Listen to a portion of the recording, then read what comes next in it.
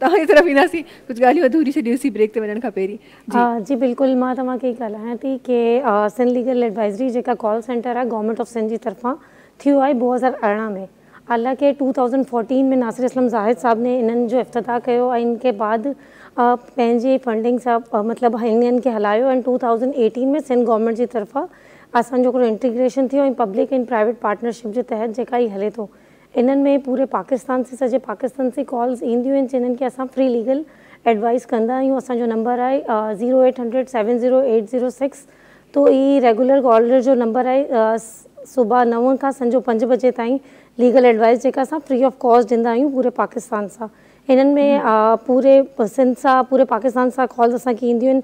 हिकु कॉल जी दूरी ते आहियूं असांजी लीगल एडवाइस। इन्हनि में असांखे पूरी मतिलबु लोकल कम्यूनिटीज़ और इंटीरियर जा माण्हू जेका नॉन मुस्लिम कम्यूनिटी बि असांखे कॉल करे थी, उन्हनि जा बि अगरि कोई मसइला आहिनि जेका उन्हनि CNIC वग़ैरह जा इशूज़ आहिनि या उन जी शादी जो जेका उन्हनि में सेपरेशन थिए थो, जुडिशल सेपरेशन थिए थी हिंदू मैरिज एक्ट जे तहत, तो हू बि असांखे कॉल करे सघनि था। असां उन्हनि खे बि एडवाइस कंदा आहियूं। हिननि जे बाद तमामु घणा अगरि उन्हनि खे वकील बि ज़रूरी आहे तो असांजा मतिलबु अलॻि अलॻि प्रोजेक्ट्स आहिनि। MFLO जे तहत उन्हनि खे वकील बि प्रोवाइड कंदा आहियूं जिन्हनि खे ज़रूरत हुई थी। असांजा घणा सारा प्रोजेक्ट आहिनि। असांजो कॉल सेंटर बेसिक आहे कि तमामु सभिनि खे लीगल एड फराहम करे थो। इन्हनि खां पोइ अगरि जेका लोगनि खे पार्टीशन जा मामला आहिनि, जीअं हिकिड़ी नियाणी आहे उनखे कोई हक़ न मिली रहियो, बेशक इंटीरियर साइज़ हुजे, उहो असांखे हिकिड़ो नंबर आहे असांजो, उन ते असांखे कॉल करे थी कि भई पंहिंजी सॼी ॻाल्हि ॿोल डिस्कस करे थी कि भई हिननि मसइलो आहे असांजो।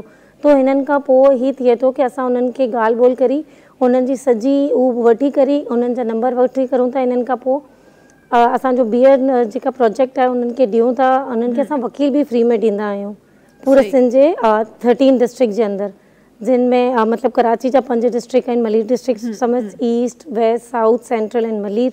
इन खां पोइ हैदराबाद आई, लाड़काना आई, सखर, दादू। तो इन्हनि सभ में असां शहजाद कोट इन सभ में सभिनी खे वकील बि प्रोवाइड कंदा आहियूं। और लीगल एडवाइज़री जेको कॉल सेंटर आहे त बेसिक माण्हू बि असांखे कॉल करी पंहिंजे हर घर जा मसइला इंतिहाई राज़दारीअ सां जो वठी सघे थो कि कोई बि कानूनी मसइलो अगरि उन्हनि खे आहे तो असांखे हिकिड़ी कॉल जी दूरी ते करी सघे थो। अगरि हिननि टाइम बि कुझु लोगनि खे पंहिंजे पाण में जेका राज़दारी सां ॻाल्हाइणो आहे तो असांजे नंबर ते कॉल करी हिननि टाइम बि उहो फॉरन लीगल एडवाइस वठी सघे थो। सही।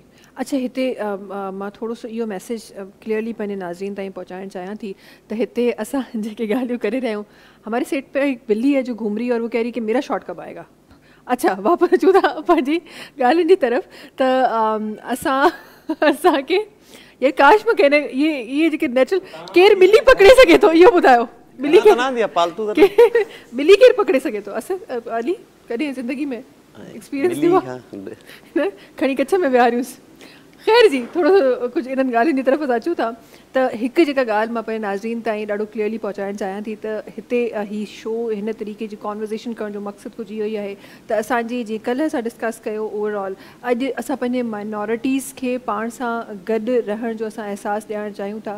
ऐं ही कॉल सेंटर या ही नंबर या तमामु गवर्नमेंट जा ऐं प्राइवेट पार्टनरशिप जा या सिर्फ़ु गवर्नमेंट जा या सिर्फ़ु प्राइवेट जेके बि इदारा आहिनि उहे न सिर्फ़ु असां हिकु बेसिक असांजे जेके सोशल कमु करे रहिया आहिनि बल्कि माइनॉरिटीज़ खे बि उहे ई उहे डील कंदा आहिनि, उहे ई उहे ट्रीट कंदा आहिनि खे पाण सां गॾु रहण जो असां अहसासु ॾियणु चाहियूं था। ऐं ही कॉल सेंटर या ही नंबर या तमामु गवर्नमेंट जा ऐं प्राइवेट पार्टनरशिप जा या सिर्फ़ु गवर्नमेंट जा या सिर्फ़ु प्राइवेट जेके बि इदारा आहिनि उहे न सिर्फ़ु असां हिकु बेसिक असांजे जेके सोशल कमु करे रहिया आहिनि बल्कि माइनॉरिटीज़ खे बि उहे ई उहे डील कंदा आहिनि, उहे ई उहे ट्रीट कंदा आहिनि। हिकु नंढड़ी ॻाल्हि जेका हसन साहब आपकी तरफ आते हुए मैं ज़रा जानना चाहूँगी, एक बहुत ही कॉमन चीज़ है हमारे पास प्रॉपर्टी रिलेटेड इश्यूज़ बहुत ज़्यादा होते हैं कि अच्छा अगर आप किसी और रिलीजन से हैं तो फिर आप कोई घर ख़रीद रहे हैं तो वो मसला, घर रेंट पे ले रहे हैं तो वो मसला, किसी स्कूल में जा रहे हैं वो मसला, कहीं कॉलेज में जा रहे हैं वो मसला।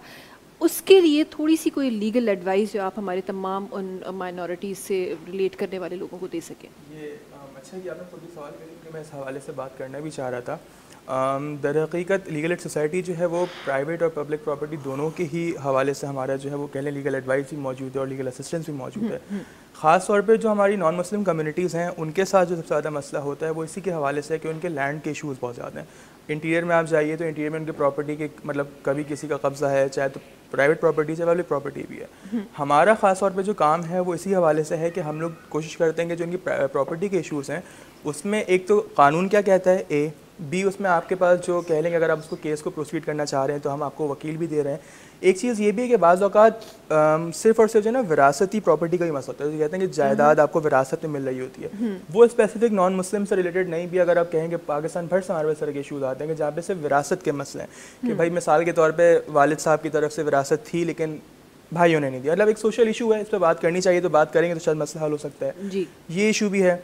नॉन मुस्लिम कम्युनिटी के लिए खास तौर पे हमारे पास जब भी इस तरह कोई मसला आता है तो हमारी सबसे पहली अप्रोच यही होती है कि हम पहले तो उस मसले की तह तक जाएं, और दूसरी बात ये होती है कि हमारे पास देखें अगर हमारी कॉल सेंटर के थ्रू खबर आई, क्योंकि दो मैकेनिज्म्स हैं। एक तो ये कि हमारे कॉल सेंटर के थ्रू कोई खबर या कोई क्वेरी आती है, अगर कोई क्वेरी कॉल सेंटर के थ्रू नहीं आई, कोई बंदा हमारे ऑफिस आया है या हमारे डिस्ट्रिक्ट में ऑफिस हैं, कह लें कि मतलब डिस्ट्रिक्ट भर में हमारे ऑफिस हैं, कोई ऑफिस पहुँचता है, सबसे पहला काम तो यही है हमारा कि एक तो मसले की तह तक जाना, फिर देखना है कि वो केस आया किसी ख़ास बंदे के लिए ही केस है। मिसाल के तौर पे मेरा केस है, मुझे प्रॉपर्टी में रेंट पे मसला हुआ था, मेरे मालिक मकान ने मिसाल के तौर पे मुझे बाहर निकाल दिया, ये मेरी प्रॉपर्टी थी, मुझे मेरे भाइयों ने हुकूक नहीं दिए, मुझे बाहर निकाल दिए। हम लोग एक काम और कर रहे हैं महविश, जो वाकई कह लें कि मतलब बताना चाहिए उस वक्त, वो है पब्लिक इंटरेस्ट लिटिगेशन का काम। हम लोग उसको कहते हैं स्ट्रेटेजिक लिटिगेशन।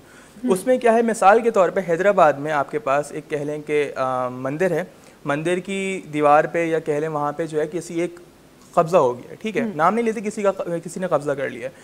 वो एक मसला किसी ख़ास कम्युनिटी का है, लेकिन अगर मसला हल हो जाएगा तो वो पूरी कम्युनिटी का मसला हल करेगा।